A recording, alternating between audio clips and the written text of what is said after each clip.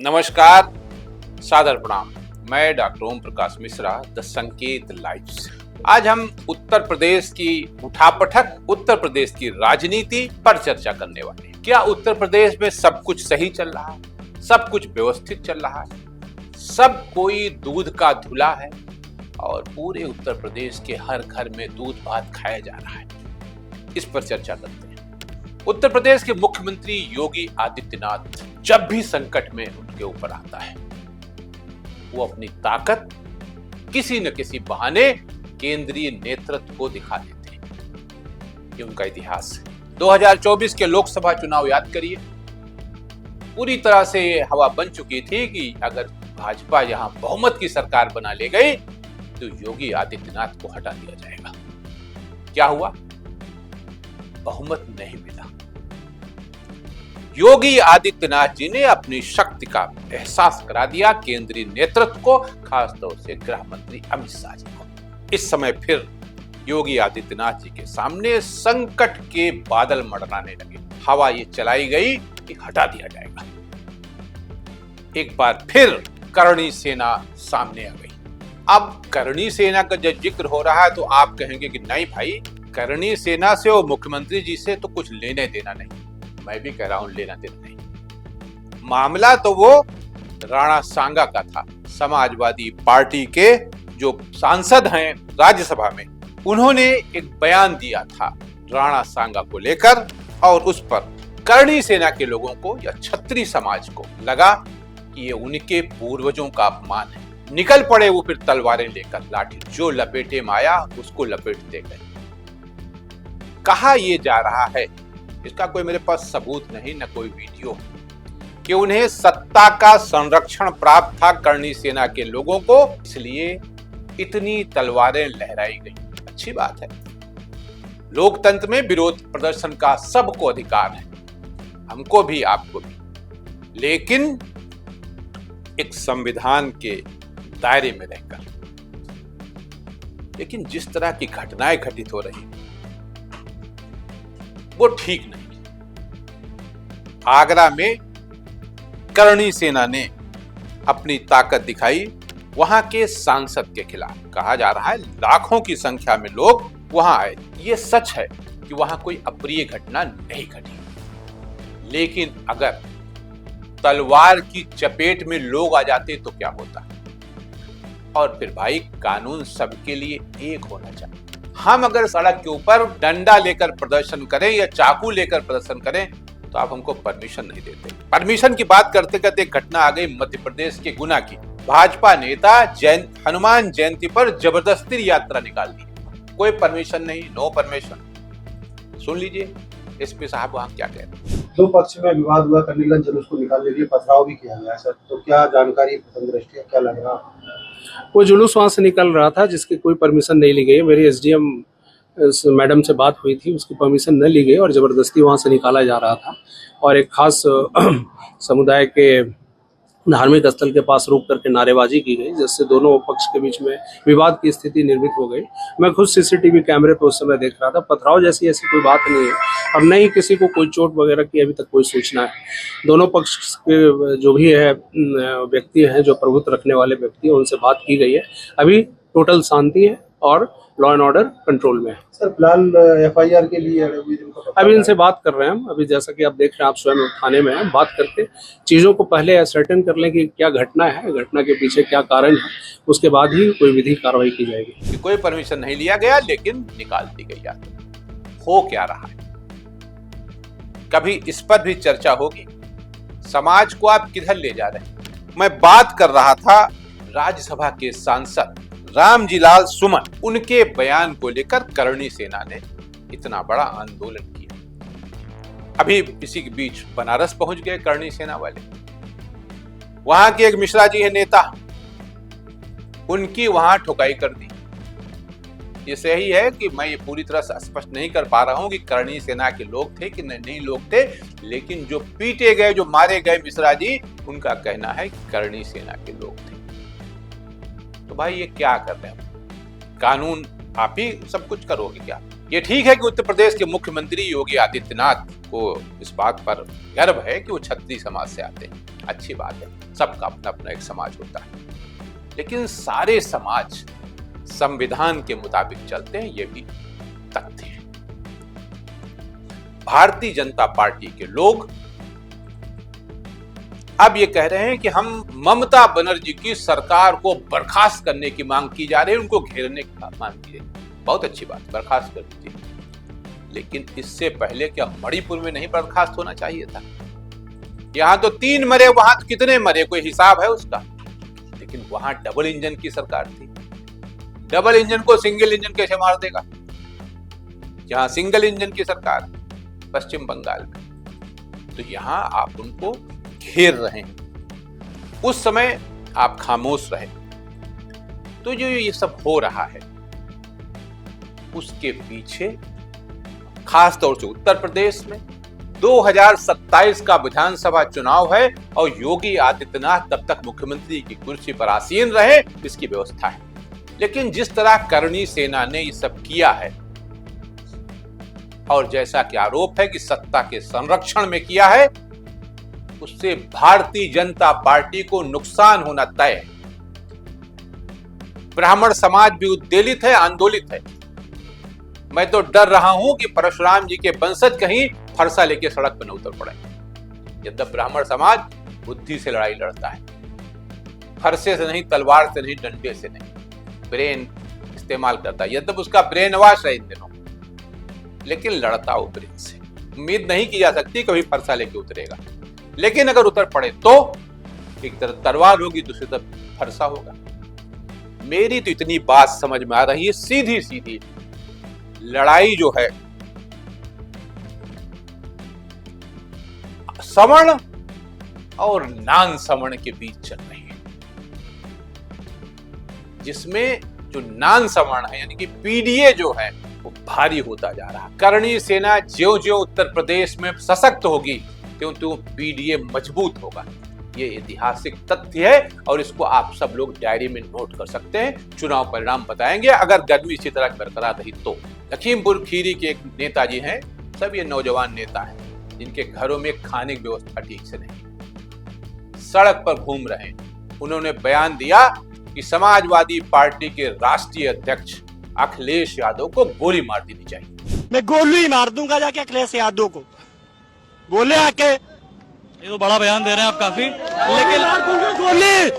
तो करणी सेना ने आगरा में जब उनके वहां प्रदर्शन किया रामजी लाल सुमन के खिलाफ, उनकी उस टिप्पणी के खिलाफ राणा सांगा के बारे में, तो इस दौरान एक प्रदर्शनकारी ने अखिलेश यादव को धमकी दे डाली। आगरा में एक न्यूज चैनल के माध्यम से वीडियो वायरल हो रहा है। जब संकेत लाइव उस वीडियो की उस पुख्ता गारंटी नहीं ले रहा, इसमें उसने समाजवादी पार्टी के राष्ट्रीय अध्यक्ष व पूर्व मुख्यमंत्री अखिलेश यादव को गोली मारने की धमकी दे दी। क्या ही अच्छा होता उत्तर प्रदेश की सरकार तुरंत उस पर एक्शन लेती। ऐसा कैसे बोल सकते हैं आप, एक पूर्व मुख्यमंत्री को जिसको जेट प्रेस की सुरक्षा प्राप्त है। सोशल मीडिया के माध्यम से जानकारी हुई कि धमकी देने वाला व्यक्ति लखीमपुर जिले का निवासी था। जरा उसका बैकग्राउंड उठा के देखिए आप, क्या है उसके पास, उसके माता पिता का क्या है उसके पास।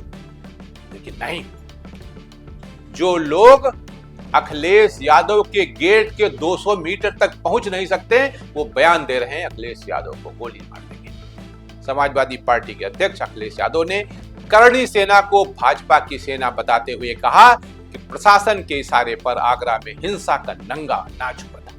गोली मारने का भारतीय जनता पार्टी का पुराना षड्यंत्र रहा है। उन्होंने राष्ट्रपिता महात्मा गांधी को भी गोली मारी थी, ये बात कहा। ये गोली मारने का भारतीय जनता पार्टी का पुराना षड्यंत्र रहा है। हालांकि हम लोग बाबा साहब भीमराव अम्बेडकर जी की प्रतिमा के पास खड़े हैं, बाईं तरफ राष्ट्रपिता महात्मा गांधी जी की प्रतिमा है।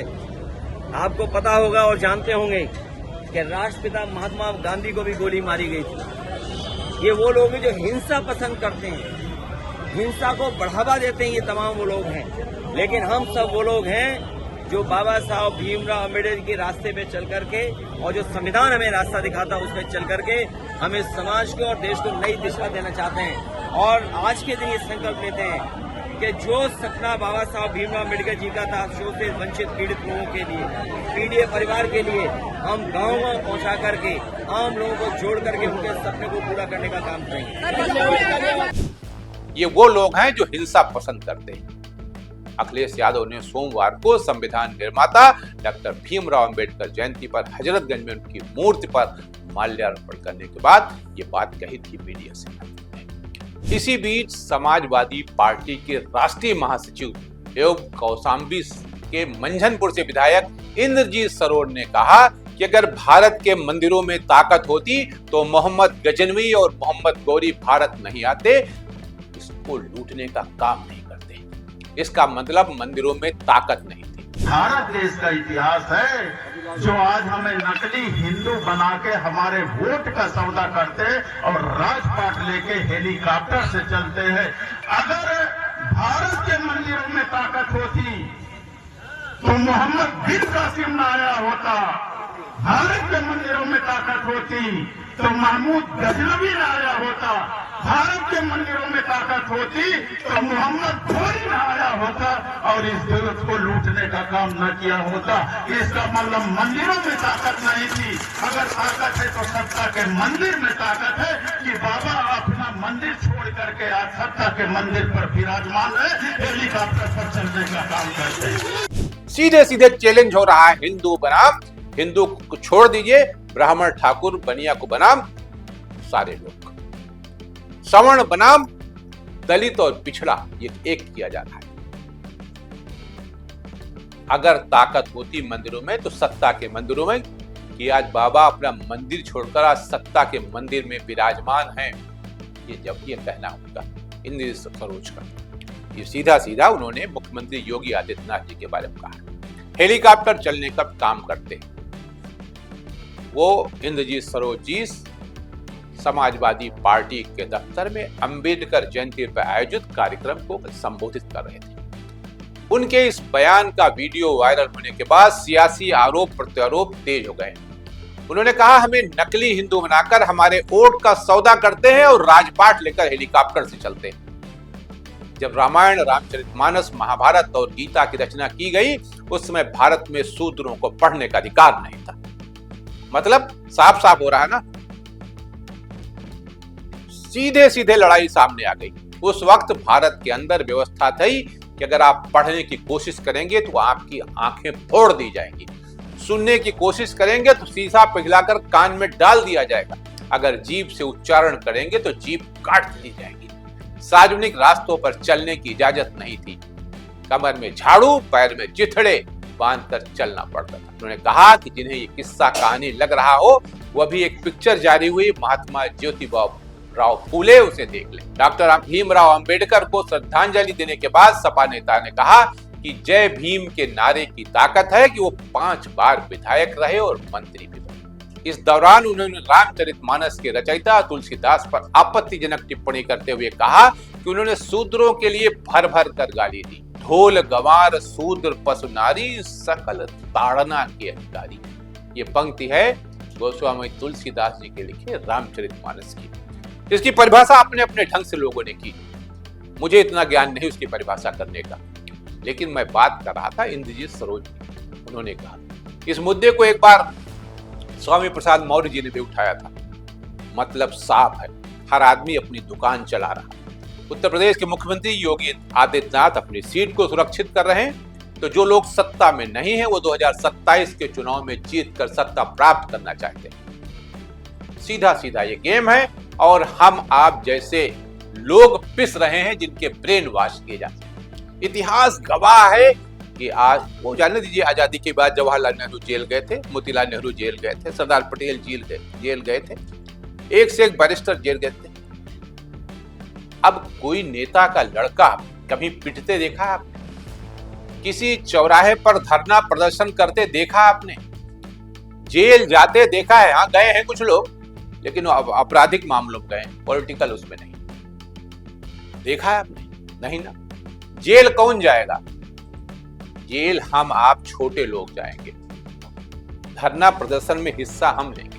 तलवार चलेगी तो गर्दन हमारी कटेगी, तीर चलेगी तो गर्दन हमारी कटेगी, फरसा चलेगा तो गर्दन हमारी कटेगी।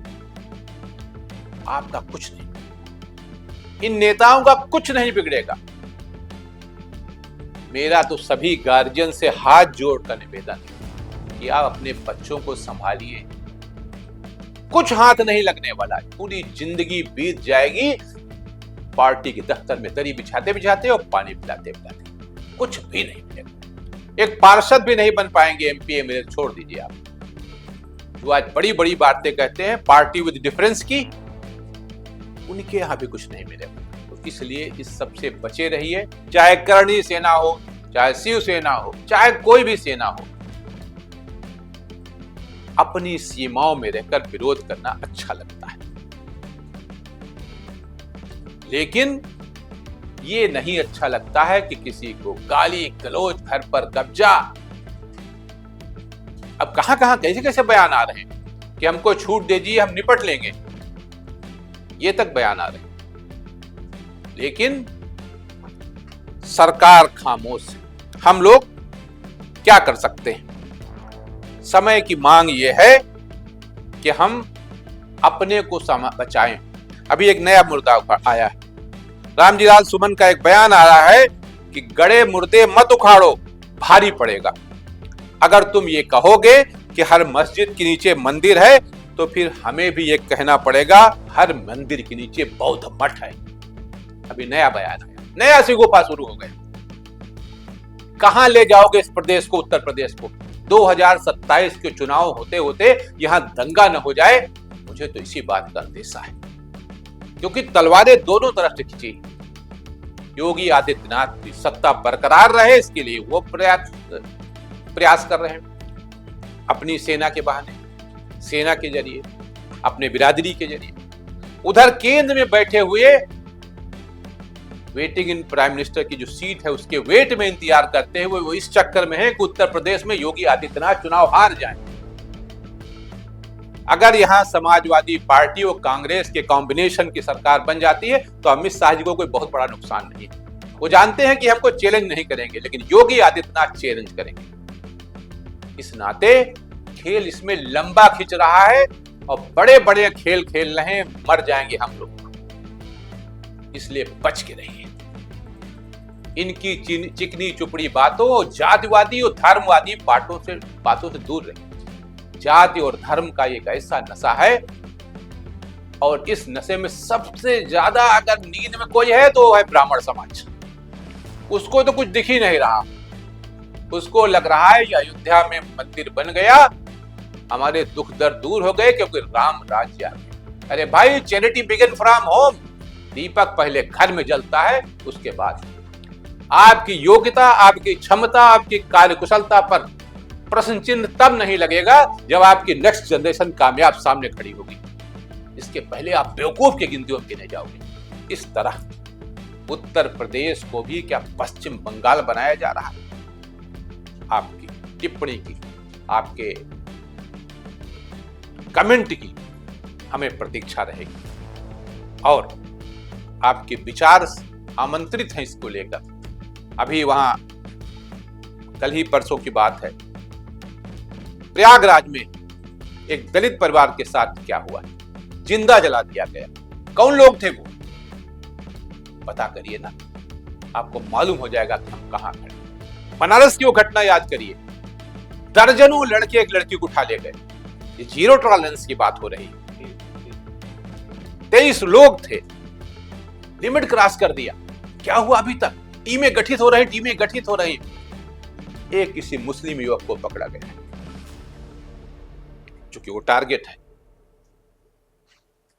अब उसके बहाने क्या होगा वो तो समय बताएगा, उस पर टिप्पणी करना कहां तक उचित है। तो इस तरह की घटनाएं, इससे संविधान चकनाचूर होता जा रहा है, टुकड़े टुकड़े हो जा रहे हैं। लेकिन अगर राजनीतिक दृष्टि से देखिए तो पीडीए फायदे में जा रही है, भारतीय जनता पार्टी का नुकसान हो रहा है। आज के लिए इतना ही, नमस्कार।